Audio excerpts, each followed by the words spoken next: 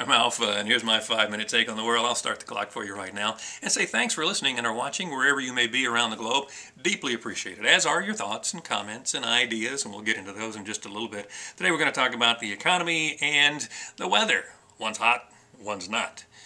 But first, here's the brain stretcher question for you for today. According to medical scientists, doing this, and you like doing it, at least I do, is actually good at helping fight off at least 10 diseases, including stress, hypertension, high blood pressure, and possibly even cancer.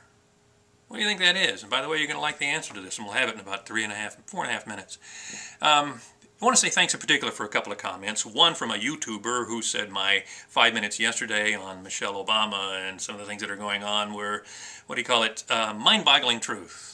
Wow, I've never been called mind-boggling in anything, so I can't tell you how much I appreciate that. And to a longtime friend, Mary from Charlotte, North Carolina, who said, we're talking about Michelle Obama and her vacation. I mean, she made some comments that rang very true. If you haven't heard the story, I mean, Michelle Obama went on vacation, separate from her husband. Okay, I mean, do what you want to do there.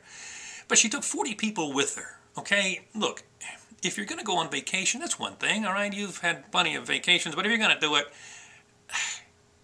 okay, we're going to pay for you to go. But why do we have to pay for 40 other people to go just because they're your friends? And by the way, it wasn't a cheap vacation either. They flew on Air Force Two to Mirabel, Spain, and stayed in a 5-star resort that cost $2,500 per room per night. And that's about 70 rooms that they're taking up when you include the Secret Service detail that has to protect these people. And of course, they have to protect the First Lady, I understand that. But why do we have to pay for them to protect all these other people when they should be able to pay for their own vacations, or should have to? I mean, nobody's paying for me to go on vacation, and that's why I'm not going. So Mary was very right. She said, I don't have 40 friends to begin with. She probably does. And number two, I wouldn't want to take a group of 5 people on vacation, because whenever you do that, there's always, well, why are we doing this? Why can't we do this? Why do we have to go there? Why can't we go here? See what I'm talking about? And it's in another country. If you wanted a vacation here in this country, that's a different thing. At least you're stimulating this economy with those kind of bucks, our bucks. I mean, at least the Clintons had Chelsea get married here. That cost $5 million or more.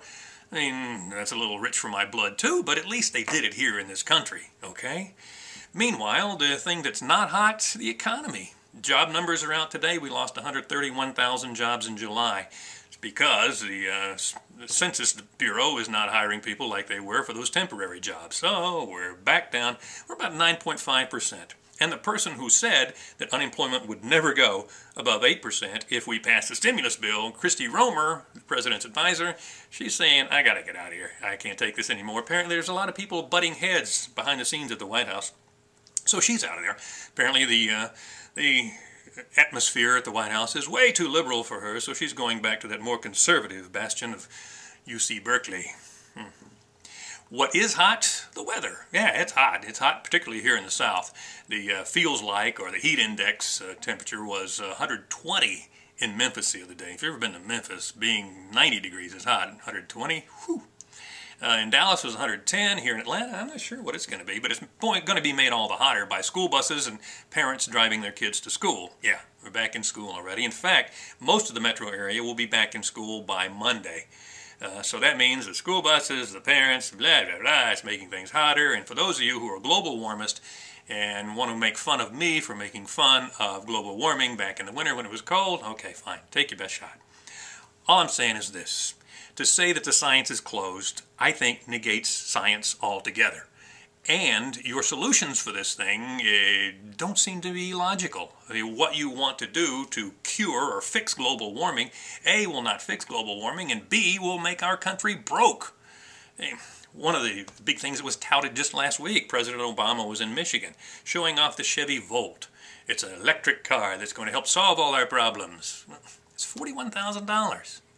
$41,000, and a comparably sized, a comparably equipped car about $20,000. So let's say I buy the cheaper car for $20,000. I've saved $21,000, which in this economy is huge. All right, and you say, well, yeah, but you're going to make up for that in the gas you have to buy. Have you ever really calculated how much gas you buy? I mean, I have a calculator in my car that tells me how many gallons I've put in my car since I got the car. And it comes out to be about 1,000 gallons a year. You know, it's surprisingly little.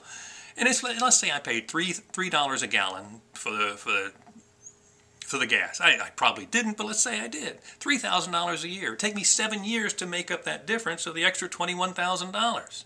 Plus, by then, who knows what electric rates will be and how much it'll cost me to charge that vehicle so I can drive 40 miles. Because if the Democrats pass cap and trade, according to Barack Obama, electric rates will necessarily skyrocket. So it may cost me as much as a tank of gas to charge that battery to drive that car 40 miles as it does for me to fill it up with gasoline. What about the environment? Well, I'm not sure we're doing that much damage to it, but I think the science is still open on that. I'm willing to discuss it. All right. The answer to the brain stretcher question, you'll like the answer too. I do. All these diseases, 10 of them in fact, at least, eating dark chocolate. Chocolate. So go ahead, eat up in moderation, of course. I'm Alpha. It's my 5 minutes and a little more, thanks.